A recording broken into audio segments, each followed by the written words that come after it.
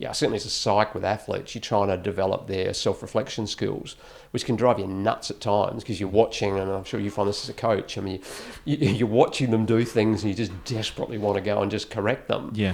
Yeah, but that's where, as you know, I'm all for getting a cadence of doing and then pausing and doing. And what you're trying to do is develop the ability of the athletes to reflect and then speed up the cadence. Yeah. Because at the end of the day, that's the cadence that happens in a sporting event. They go out and they do something. And in sport, we use the Deming quality management thing: plan, do, check, adapt. So I'm playing a spinner and I can't work out whether I can, I can't pick the spin. Okay, what's your plan? Do it. Did it work? Not. What'd you learn? Right, adapt, go again.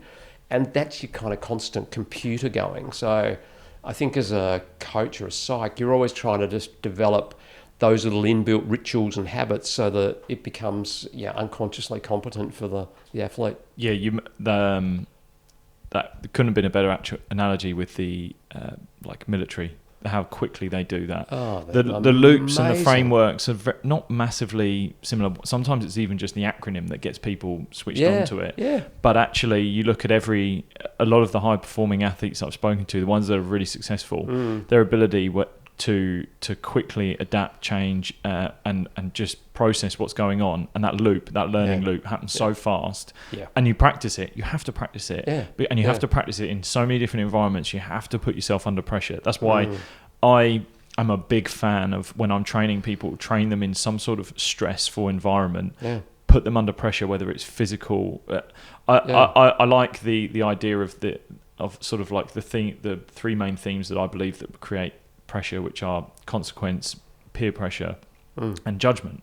Yep. And if you get all of those three, they're ideal. Yeah. And if you can add physical stress in there as well, you might add an extra element. But the fact that if you've got your peers watching you do what you do, so I'm a big fan of if I'm trying to get someone to practice a skill, get them to do it with people watching, and not only that, their own teammates. Yeah. That sudden butterflies, anxious feeling and feeling of, oh God, I've got to get this right. That's instantly put them under pressure.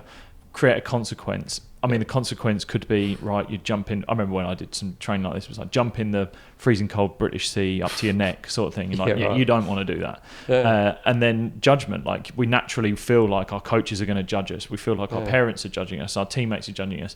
You add all of these in, plus maybe physically stressing people.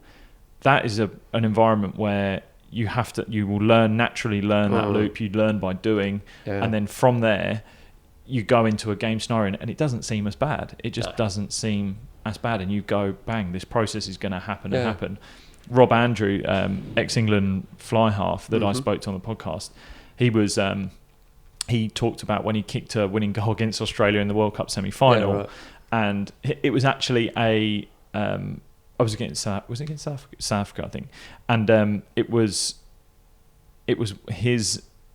like a carbon copy of when Johnny Wilkinson kicked a goal against Australia in the World Cup final. Remember that but one. Their coach was the same. Their coach became Dave Aldred, and they had this learning loop, the ability to process everything, and all they'd done is speed it up. So in the 1 second that it took him to do that, it was automatic. But they spoke about the process of the training that they did, and it was monotonous, and it took ages. Like every part of that breakdown model was like your ACL. You could spend weeks on A, then weeks on C, weeks on L. Once you put it all together, I know what's going on. And you constantly, I mean, I guess that's what the good coaches are doing, isn't it? They're deconstructing, and they're overemphasizing those critical moments, those decision moments about what you're going to do.